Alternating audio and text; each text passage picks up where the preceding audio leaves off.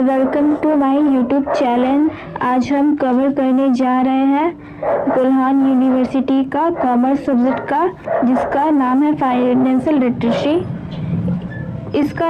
इसका यूनिट 1 हम करेंगे। इस यूनिट 1 का 1 पॉइंट हम पहले ही कर चुके हैं। आज हम यूनिट 2 का पॉइंट 2 करेंगे। आपके सिलेबस में टोटल 2 यूनिट दी हुई है।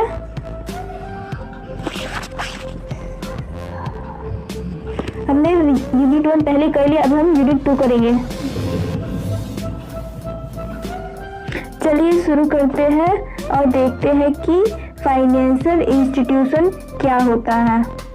देखिए, फाइनेंशियल इंस्टीट्यूशन को आप एक बैंक की तरह ट्रीट कर सकते हैं, क्योंकि बैंक ही फाइनेंशियल इंस्टीट्यूशन के अंदर आता है। देखिए, जो फाइनेंशियल इंस्टीट्यूशन होता है वो एक तरह की कंपनी है जो एंगेज होती है, बिजनेस डीलिंग के अंदर होती है and financial and money transaction के अंदर इन्वॉल्व होती है।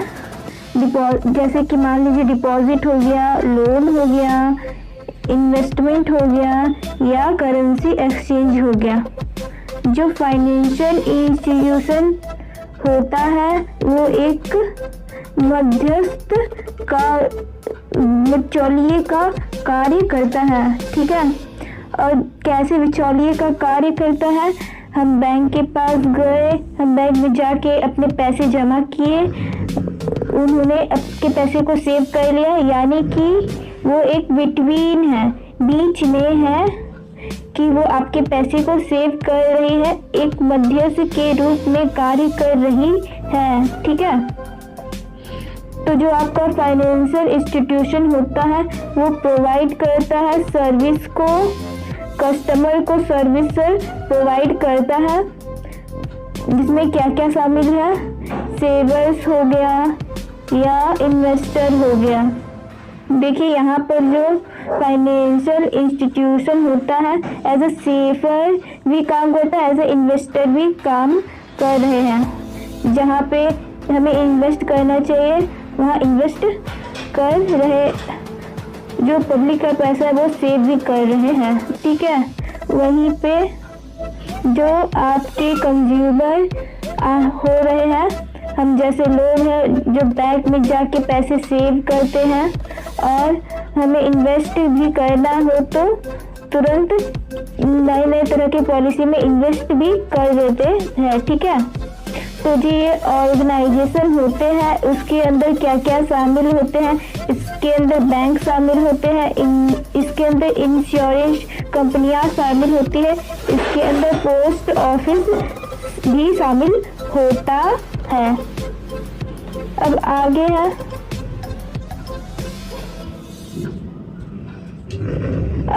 है, जो ये फाइनेंशियल इंस्टीट्यूशन होते हैं वो क्या करते हैं?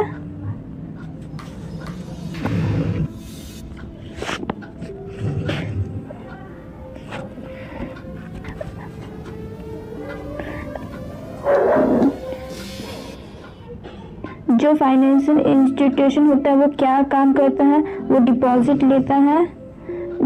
लेते हैं और ये क्या करते हैं? ग्रुप ऑफ कंज्यूमर्स होता है, यानी कि सेवर्स का ग्रुप होता है, और ये क्या करते हैं?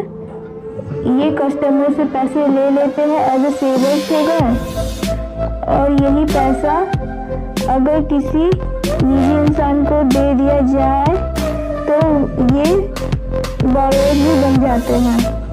तो ये एक collect saving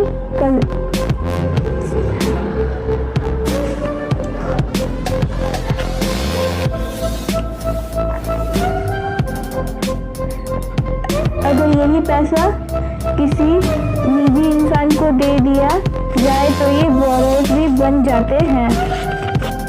it collect saving जनरेटली, यानी कि ये जो भी ये सेविंग जनरेट करते हैं, ये जो एक्सेस यूनिट इनकी हो जाती है वो इसे इन्वेस्ट भी कर देते हैं। कहाँ पे इन्वेस्ट कर देते हैं?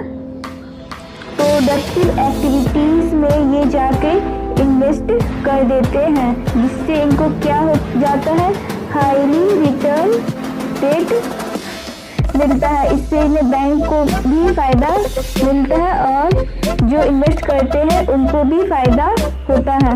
देखिए, फाइनेंशियल इंस्टीट्यूशन को आप ऐसे बैंकिंग इंस्टीट्यूशन भी मान सकते हैं।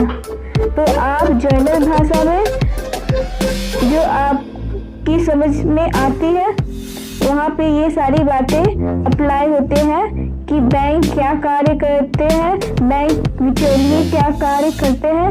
बैंक पैसा एक तरह से कंज्यूमर से लेता है, सेव करता है और जहाँ उनको इन्वेस्ट करना होता है वहाँ इन्वेस्ट भी करते हैं। और इन्वेस्ट क्यों करते हैं, हाई रिटर्न के लिए इन्वेस्ट करते हैं। और जब ज़्यादा सेविंग्स जनरेट हो जाती है और एक्सेस यूनिट हो जाती है तो उन्हें इन्वेस्ट भी करते हैं। इसे किस तरह की एक्टिविटी करते हैं, इसे प्रोडक्टिव एक्टिविटीज करते हैं और इसे सेव भी करते हैं ताकि आपको हाई रिटर्न मिल जाए। अब आप देखिए कि इसके अंदर इम्पोर्टेंस क्या है। अब हम पढ़ेंगे इम्पोर्टेंट ऑफ फाइनेंस इंस्टीट्यूशन। देखिए, प्रमोशन एक्टिविटीज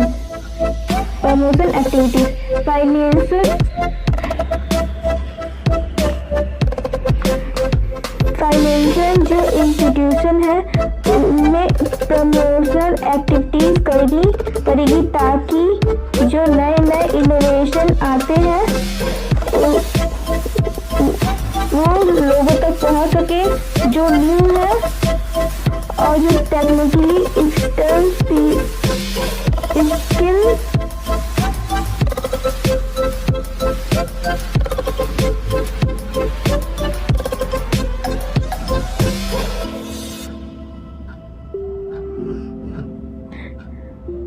जो न्यू है और जो टेक्निकली स्किल्स बिजनेसमैन है, एंटरप्रेन्योर है, उनके लिए उन्हें नए प्रमोशनल एक्टिविटीज करनी होती है ताकि जो न्यू लोग हैं वो अट्रैक्ट हो सके और जो स्किल लोग हैं वो इसका फायदा उठा सके। जो इंफ्रास्ट्रक्चर फैसिलिटी है, जो इनका मेन फंक्शंस है वो ये है कि ऑफर्स, ये जो है ऑफर्स करते हैं बेसिक्स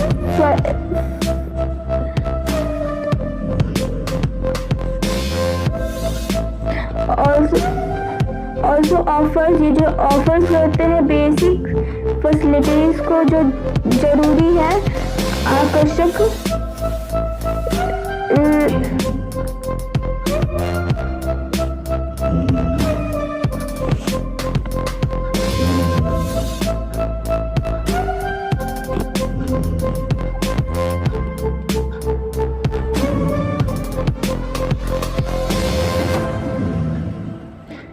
आकर्षक लेवल पे जो है पैसे से रिलेटेड चीजें होती हैं उनको प्रमोट करते हैं और डेवलप करते हैं।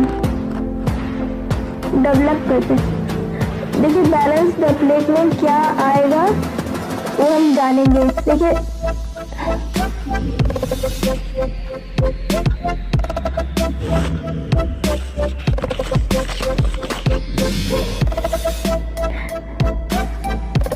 बैलेंस द प्लेट में आएगा कि ये जो एक्सपेंड करते हैं अपनी एक्टिविटीज को, कहाँ एक्सपेंड करते हैं, rural areas and semi areas में, सेमी अर्बन एरियाज में स्पेंड करते हैं।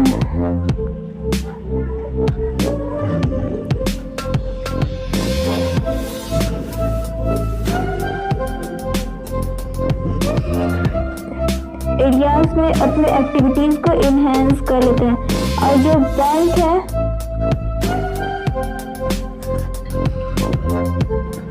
बैंक है, जो इनेबल है किस लिए,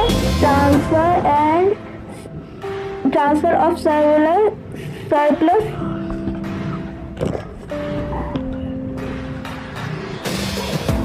सरप्लस कैपिटल के लिए, ताकि जो ज़्यादा अधिशेष राशि हो जाती है उससे मोर डेवलप से लेस डेवलप में ले जाती है।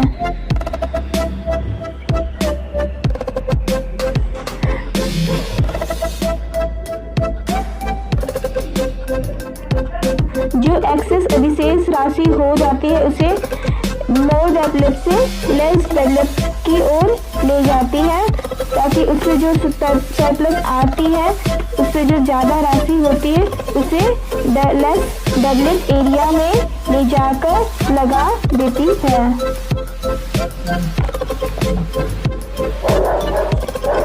ये क्या करता है कि इकोनॉमिक डेवलप को प्रमोट करते हैं और जहाँ पे अंडर डेवलप्ड रीजन होता है वहाँ पे जाके उनको हेल्प करते हैं, जैसे कि रूरल एरिया जहाँ गांव होते हैं, जहाँ या फिर वैसे एरिया जहाँ पे बैंकिंग फैसिलिटीज नहीं होती है, इस तरह के इकोनॉमिक सिस्टम में जाके उनको प्रमोट करते हैं, ताकि जो अंडर डेवलपमेंट रीजन्स होते हैं उनको भी डेवलपमेंट होने की चांस मिल जाए।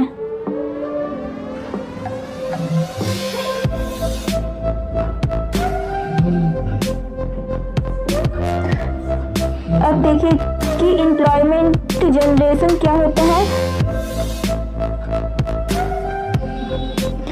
ये जो फंड्स होते हैं उनको चैनलाइज करते हैं और जो इन्वेस्टमेंट फैसिलिटी देते हैं, एक्सेलरेटरी यानी कि जो बिजनेस होता है उसको एक्सेलरेट करते हैं। जैसे कि किसी को लोन चाहिए बिजनेस करने के लिए, तो ये उनको लोन प्रोवाइड करते हैं बिजनेस करने के लिए, ठीक है। और जो ये है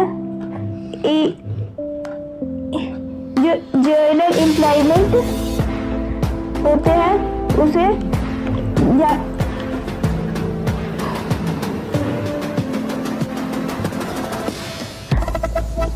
नौकरियों को जनरेट करते हैं। ये फंड इकट्ठा करना, देना और बिजनेस जितने भी होते हैं वो लोगों को लोन प्रोवाइड करना, ताकि जो एक ग्रोथ है वो हो सके और जो उनके पास फंड आते रहता है वो कहीं ना कहीं यूटिलाइज हो सके, लोगों के लिए रोजगार उत्पन्न हो सके। तो ये सारा का सारा फाइनेंशियल इंस्टीट्यूशन की इम्पोर्टेंट है। अब आता है फंक्शंस कि फाइनेंशियल इंस्टीट्यूशन की क्या फंक्शंस होते हैं। देखिए फाइनेंशियल इंस्टीट्यूशन का जो फंक्शन है वो शॉर्ट टर्म की लायबिलिटी होते हैं, शॉर्ट टर्म की लायबिलिटी को लॉन्ग टर्म की लायबिलिटी में बदल देता है। और दूसरा है जो ये हेल्प करता है, किस चीज़ के लिए हेल्प करता है, जिसकी इन्वेस्टमेंट होती है उसको रिस्क फ्री इन्वेस्टमेंट में तब्दील कर देता है। ये एक तरह की होम रेंज की जो सर्विस है वो प्रोवाइड कराता है।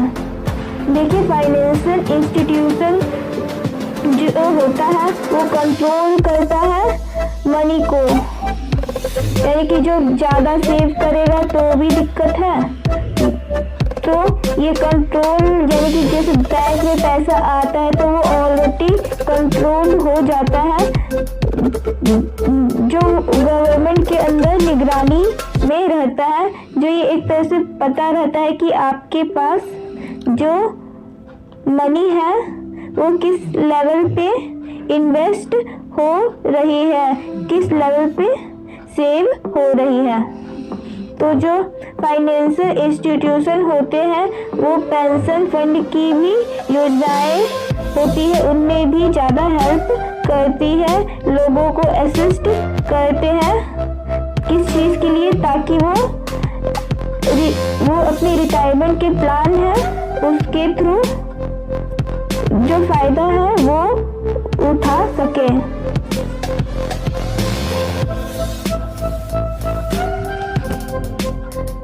नेक्स्ट है देखिए फाइनेंशियल इंस्टीट्यूशन क्या करता है, जिसके वो असिस्ट करते हैं, वो बैंक कस्टमर को असिस्ट करते हैं ताकि वो बैंक में आकर क्या कर सके, डिपॉजिट कर सके, सेविंग्स कर सके। ठीक है, जो यानी कि जो फाइनेंशियल इंस्टीट्यूशन का काम होता है वो बहुत बड़ा होता है।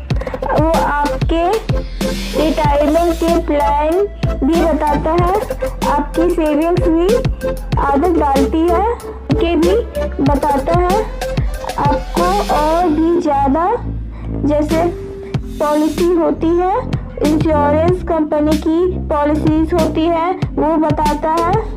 यानी कि एक पर्सन को रिस्क फ्री इन्वेस्टमेंट करने और मोटिवेट करता है। अब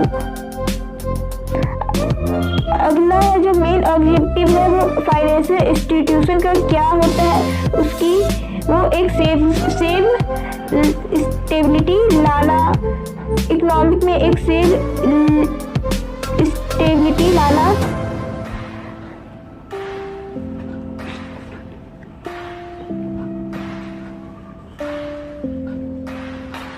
देखिए जो गवर्नमेंट का रोल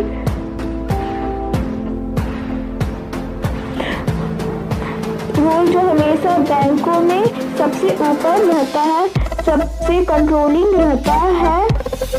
गवर्नमेंट जो में आरबीआई होती है वो सब पे कंट्रोल रखती है, और जिसका मेन ऑब्जेक्टिव है वो क्या करता है, जो आपकी इकोनॉमी हो है उसमें हेल्प करता है। तो आप समझ सकते हैं कि फाइनेंशियल इंस्टीट्यूशन होता है वो एक तरह से बैंक से सारे के सारे को बढ़ावा देना, लोगों की पैसे से संबंध में हेल्प करना। अब चलिए जानते हैं कि categorize of various financial institution वो किस तरीके से कैटेगराइज है।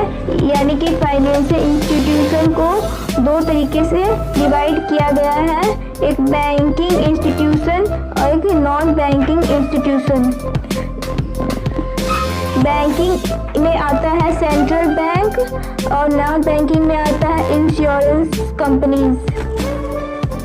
अब बैंकिंग इंस्टीट्यूशन में हम देखेंगे कि क्या होता है। बैंक क्या करता है, बैंक प्रोवाइड करता है, आपको सर्विस प्रोवाइड करता है। किस तरह की सर्विस देता है, विड्रॉल की देता है, डिपॉजिट की देता है, मॉर्टगेज की देता है और बहुत सारे लोन जैसी सुविधाएं देता है। बैंक फैसिलिटी देता है किस चीज़ की, मॉनेटरी ट्रांजैक्शन की, इसके जरिए आप कार्ड यूज कर सकते हैं, इलेक्ट्रॉनिक फंड ट्रांजैक्शन के जरिए पैसा ट्रांसफर कर सकते हैं, आप करेंसी का कन्वर्जन भी कर सकते हैं। जो बैंक है वो एक इम्पॉर्टेंट रोल प्ले करता है इकोनॉमिक डेवलपमेंट में। जैसे कि आपको पता है कि जब सरकार को जरूरत होती है वो आरबीआई से पैसा ले लेती है, और आरबीआई में पैसा कहाँ से आता है, हम जैसे लोगों से आता है। हम जो एक इन्वेस्ट करते हैं वो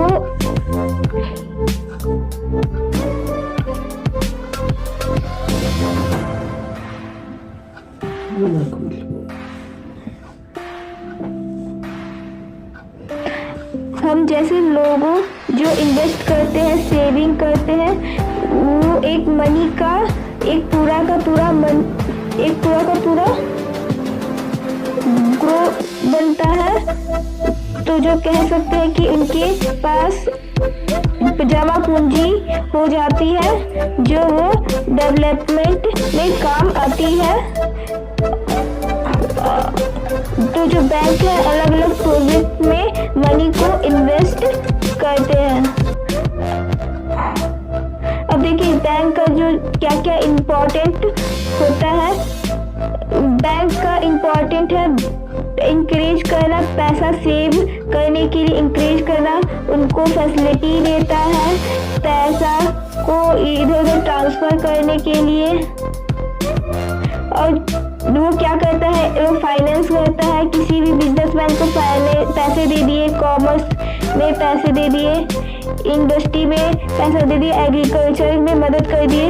यानी कि बैंक एक हर लेवल में लोन प्रोवाइड करता है ताकि जिसकी जो निजी ज़रूरत है वो फुलफिल हो सके। जो बैंक होते हैं वो गवर्नमेंट को भी मदद करते हैं। क्या करते हैं वो गवर्नमेंट को various plan, economic plan, development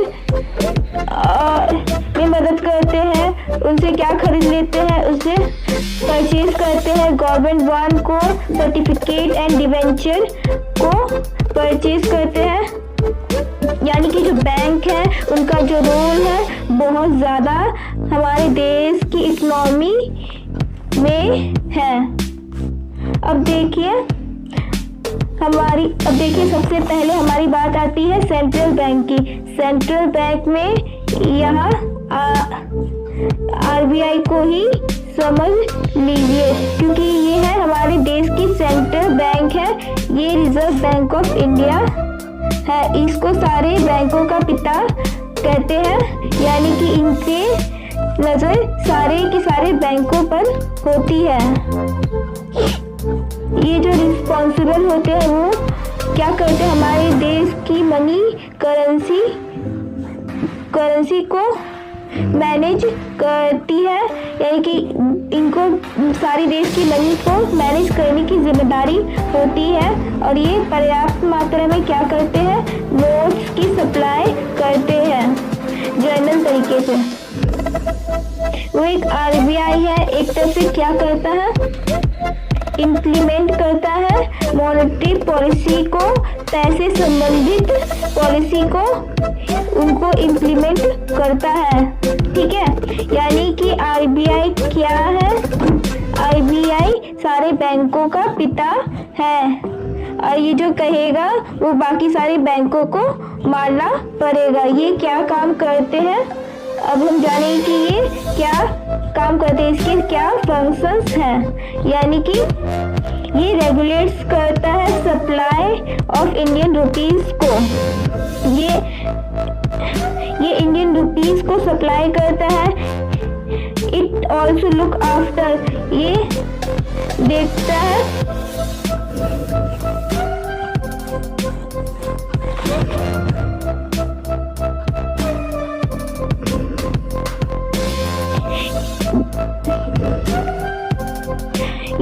ये जो देखभाल करता है जितनी भी मनी होती है इसके अंदर नोटों को देखभाल करता है। ये नए नोटों को इशू करता है, ये नोटों को प्रिंट करता है, लेकिन जो 1 रुपये का नोट्स है वो ये प्रिंट नहीं करता है। जो आरबीआई है वो क्या करता है, वो सभी बैंकों पर कंट्रोल करता है, क्योंकि ये सब बैंकों का पिता है, इसलिए ये सबको कंट्रोल करेगा कि सारी बैंक ठीक तरीके से चले। और जो आरबीआई है वो एक एडवाइजर के रूप में भी कार्य करता है, क्योंकि ये सभी बैंकों को हमेशा नए नए तरीके से रूल्स बनते हैं उनको गवर्नमेंट को देने होते हैं, ताकि जो बैंक है वो क्या करता है, उसको फॉलो करता है। जहाँ पे बैंक आरबीआई के रूल्स के हिसाब से बैंक नहीं चलते हैं, वहाँ पे बैंक को डिस्पोज भी कर दिया जाता है, बंद भी कर दिया जाता है। यानी कि सारे बैंक जो होते हैं आरबीआई के रूल्स के हिसाब से ही चलते हैं। इसे बैंकर्स बैंक भी कहा जाता है। ठीक है, नेक्स्ट है आपका कॉमर्शियल बैंक ऑफ तो जो आरबीआई है आपका कॉमर्शियल बैंक है।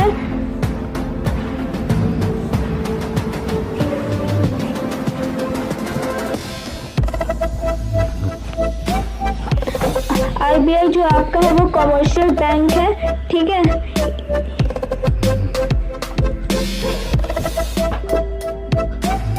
कॉमर्शियल बैंक का जो प्राइमरी फंक्शंस होता है वो क्या होता है?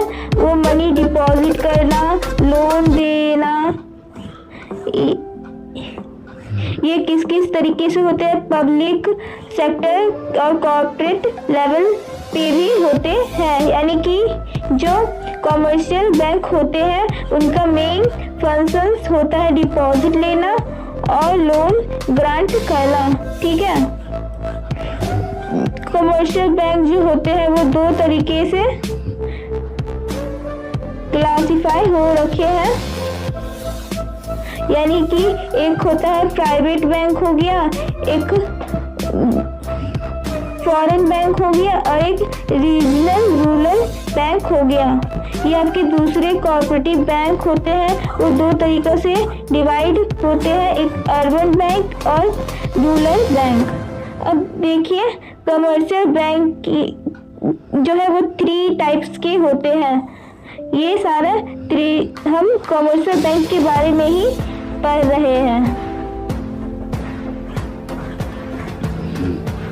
अब सबसे पहले आता है पब्लिक सेक्टर। जो आपके कमर्शियल बैंक होते हैं उनमें से सबसे पहले कौन सा है?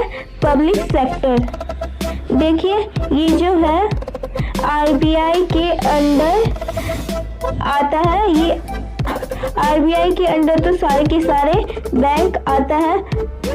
इसे पब्लिक सेक्टर वाला बैंक ही आरबीआई के अंदर गाइडलाइंस में चलेगा। ये एक नेशनलाइज बैंक होता है जिसकी मेजॉरिटी ऑफ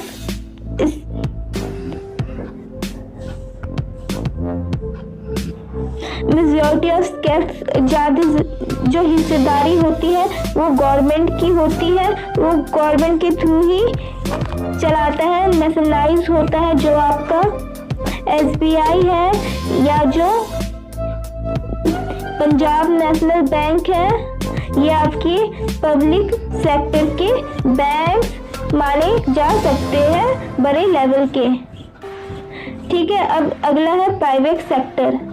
प्राइवेट सेक्टर में क्या होता है? ये आपके सेकेंड कमर्शियल बैंक होता है। ये क्या करता है? बिजनेस डीलिंग करता है और ये जो है इंडिविजुअल के पैसे को शेयर कैपिटल के रूप में देखते हैं। ये क्या होता है कि पब्लिक बैंक, ये क्या होता है कि हम पब्लिक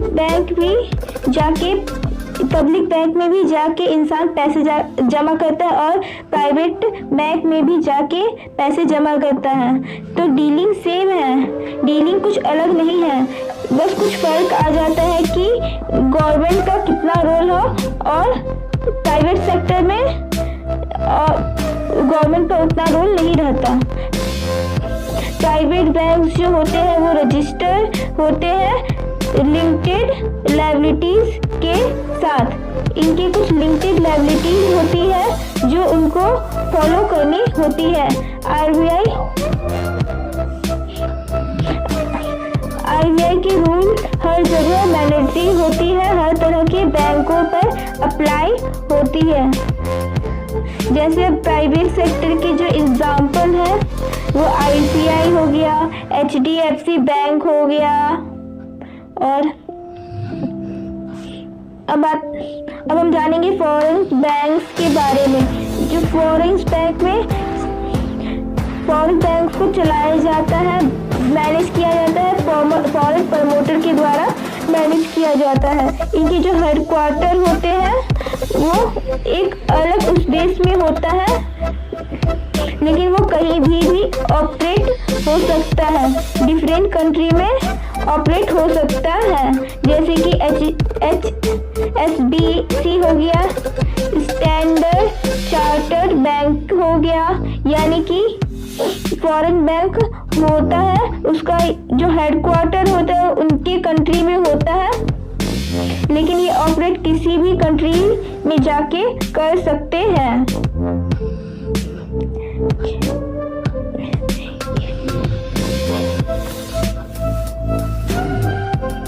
इनके जो प्रमोटर होते हैं वो फॉरेन होते हैं और इसे उन्हीं के द्वारा चलाया जाता है। अब हम जानेंगे कोऑपरेटिव बैंक के बारे में। जो कोऑपरेटिव बैंक होते हैं स्मॉल साइज फाइनेंशियल इंस्टीट्यूट होती है जो बहुत ज़्यादा स्मॉल साइज के होते हैं, जिसके जो मेंबर्स होते हैं, इसके मेंबर्स कौन होते हैं, या तो बैंक के ओनर होते हैं या फिर कस्टमर होते हैं। और नेक्स्ट आपका जो कोऑपरेटिव बैंक होते हैं उनका जो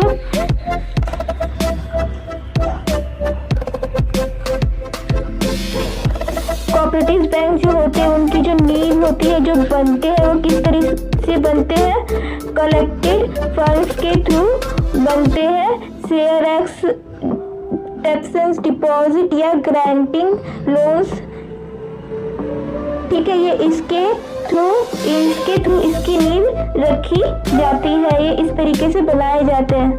दे are regulated by the Reserve Bank of India, यानी कि ये जो कोऑपरेटिव बैंक होती है ये भी आरबीआई के थ्रू रजिस्टर होती है, ये आरबीआई के अंदर रजिस्टर रहता है, ये स्टेट कोऑपरेटिव एक्ट के अंदर रजिस्टर होता है। अब आता है two type of cooperative bank के बारे में। पहला है अर्बन,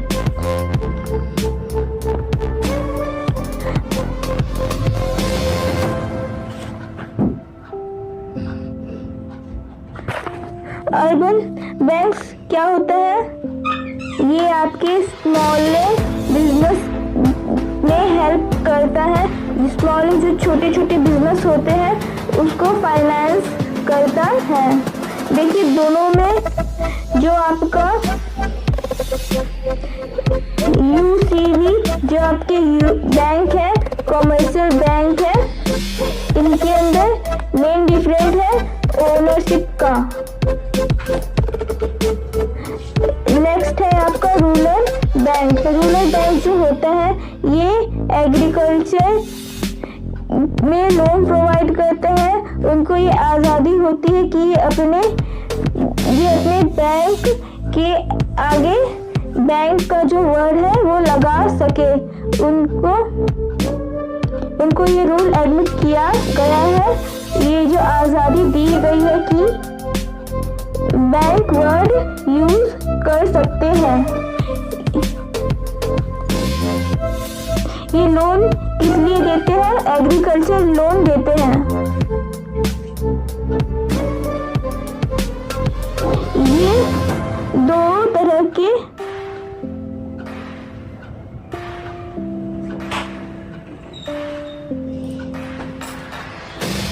अब हम बात करें इंश्योरेंस कंपनीज के बारे में। अब तक जो हम पढ़ रहे थे वो सारे के सारे बैंकिंग सिस्टम के बारे में पढ़ रहे थे, जिसके अंदर आता है पब्लिक बैंक, कमर्शियल बैंक आ गया, उसके अंदर कोऑपरेटिव बैंक्स आ गए थे, उसमें रूरल बैंक आ गए थे। इसमें ये सारे के सारे हम क्या कर रहे थे, बैंकिंग सिस्टम के बारे में बात कर रहे थे। अब हम आ गए नॉन बैंकिंग में। नॉन बैंकिंग में कौन सी चीज आ जाती है, इंश्योरेंस कंपनी। इंश्योरेंस कंपनी में क्या होता है, एक तरह का कॉन्ट्रैक्ट होता है किनके बीच में, दो पार्टीज के बीच में एक तरह का कॉन्ट्रैक्ट होता है, एक इंडिविजुअल होता है और एक क्या होता है, इंश्योरेंस कंपनी होती है। जैसे आप कंपनी के पास जाएंगे, आप इंडिविजुअल हो गए और आपको इंश्योरेंस के लिए कंपनी चाहिए होगा, तो क्या होता है, ये इंश्योरेंस एक तरह का कॉन्ट्रैक्ट होता है, दो लोगों के बीच होता है, जिसमें एक इंडिविजुअल होता है और एक इंश्योरेंस कंपनीज होती है। जो इंडिविजुअल होता है वो क्या होता है, इंश्योर्ड पर्सन कहलाता है। और जो इंश्योरेंस कंपनीज होती है वो इंश्योरर। ये जो इंश्योरेंस कंपनीज होती है ये वो एश्योर करती है कि वही जो इंश्योर्ड बंदा है, वो जो इंश्योर लॉसेस एक्सीडेंट होता है वो इंश्योरिटी देती है। इंश्योरेंस कंपनी का काम ही यही होता है। वो इंश्योरेंस कंपनी ऐसा प्रोडक्ट क्रिएट करती है कि जो उनका रिस्क से उनके रिटर्न में प्रीमियम लेती है। यानी कि सिंपल सा कॉन्सेप्ट ये हुआ कि जो इंश्योरेंस कंपनीज होती है एक तरह का प्रीमियम लेती है और उस प्रीमियम के बदले में उनका जो रिस्क होता है उसको खुद लेके एक बेनिफिट रिटर्न देती है।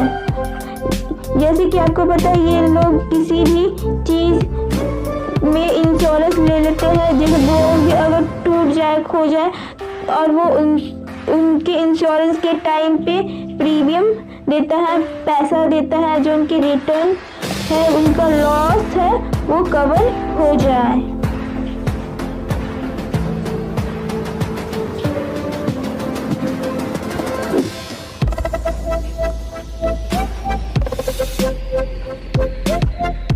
अब बात करते हैं पोस्टल सेक्टर्स की। ठीक है, पोस्टल में जो क्या होता है, जो पोस्ट ऑफिस जो होते हैं एक तरह की सेविंग्स बैंक होते हैं। ये हमारे बहुत ही पुराने बैंक है और लार्जेस्ट बैंकिंग में माने जाते हैं। ये क्या करते हैं, ये इन्वेस्टमेंट करते हैं। ये क्या करते हैं, अर्बन और रूरल एरिया में दोनों तरह की इन्वेस्टमेंट करते हैं। ये क्या करते हैं, इस तरीके की सर्विस प्रोवाइड करती है एजेंसी के रूप में। कौन से सर्विस प्रोवाइड करते हैं, ministry of finance of government of India, यानी कि जो मिनिस्ट्री ऑफ फाइनेंस है हमारे इंडिया की ऑफर करती है एजेंसी के तौर पे पोस्ट ऑफिस के तौर पर। अब हम जानेंगे इसके important of postal sectors.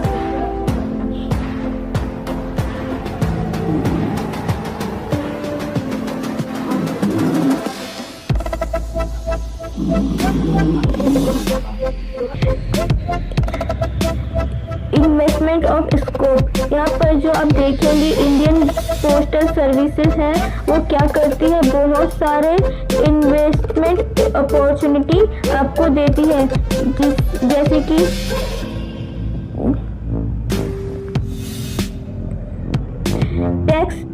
Tax implications हो गया, इन्वेस्टमेंट टाइम फ्रेम्स हो गया, एस्टिमेट रिटेंट हो गया, वेरीफाई बाय। देखिए यहाँ पे जो जितने भी सर्विस देती है वो जो है हमारे इन्वेस्टर होते हैं उनकी जो प्रेफरेंसेस होती है, उनकी जो नीड होती है उसको मिला देती है। इसको जो बेनिफिट चाहिए वो उसको मिल जाए। अब देखिए सेव फॉर फिक्स रिटर्न, यानी कि सबसे पहले जो आप देखिए पोस्ट ऑफिस जो होती है हमारे मिनिस्ट्री ऑफ फाइनेंस के द्वारा चलाई जाती है और जो इनके प्लान होते हैं बहुत ही सिंपल होते हैं और जो पेपर वर्क होता है वो बहुत ही कम होता है। ये बहुत ही सेफ होते हैं और फिक्स रिटर्न देते हैं।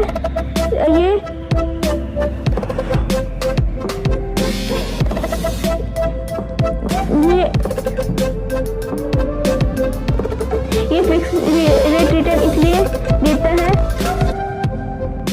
ये फिक्स इसलिए होता है क्योंकि लॉन्ग टर्म में पैसा लेते हैं। ये इनकी जो अथॉरिटी है चलाने की वो कौन है? इंडियन गवर्नमेंट होती है। अब नेक्स्ट है स्टेबल रिटर्न। ये जो है आपके पैसे मोर देन 10 से 15 साल के लिए रखवा लेते हैं आपका पैसा, और जो होते हैं वो होल्डिंग्स होते हैं वो गारंटेड में रिटर्न मिलता है। ये जो रिटर्न होता है स्टेबल होता है, इसकी जो रिस्क के चांसेस होते हैं वो कम हो जाते हैं। देखिए फाइनेंशियल। अब नेक्स्ट आते हैं अब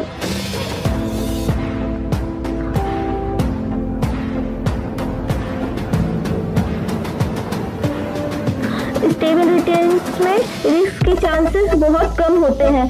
अब फाइनेंशियल सर्विस नेक्स्ट है फाइनेंशियल सर्विस। इसमें पोस्ट ऑफिस जो होते हैं वो क्या करते हैं? वो प्रोवाइड करते हैं, वो बैंकिंग सर्विसेज देते हैं, मनी ट्रांसफर सर्विसेज देते हैं, सेविंग्स देते हैं, डिपॉजिट देते हैं, रिटेल सर्विस देते हैं। नेशनल कनेक्टिव, तो जो पोस्ट ऑफिस का जो काम होता है मेलिंग लेटर देना होता है वो गलत है। इनका जो काम होता है इनका ऑल ओवर इंडिया में एक दूसरे को कनेक्ट करते हैं। ये मैं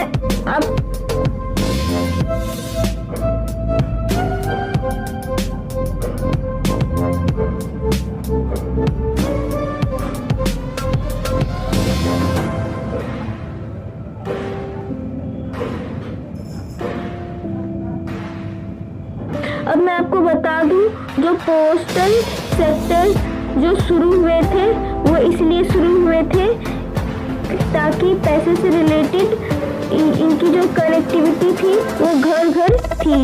तब भी पोस्टल सेक्टर में पैसे से रिलेटेड जो चीज़ें थी वो इसलिए लाई गई थी। जो पहले डाकिये होते थे वो घर घर जाते थे, लोगों से कनेक्ट होते थे, तो उनको आसानी हुई थी प्रमोट करने की इस सेक्टर को। ठीक है, अब आते हैं मोबाइल ऐप। यहाँ से अब हम अगले वीडियो में कवर करेंगे। अगर आपको वीडियो अच्छी लगी हो तो चैनल को लाइक करें, सब्सक्राइब करें और कमेंट करना ना भूलें।